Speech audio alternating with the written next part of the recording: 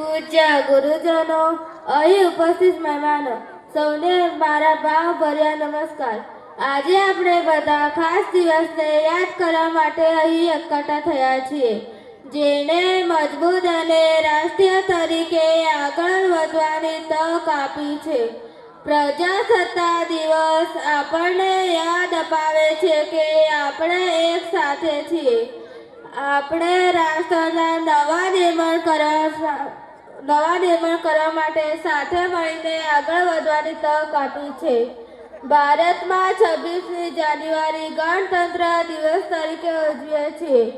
આ દિવસ વર્ષ 1950માં ભારતીય બંધારણ લાગુ કરવામાં આવ્યું હતું।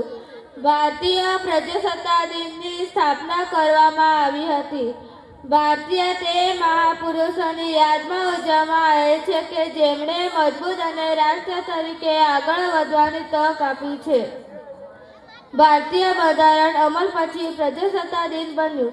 તે દિવસથી આપણે 26મી જાન્યુઆરી ગણતંત્ર દિવસ તરીકે ઉજવીએ છીએ।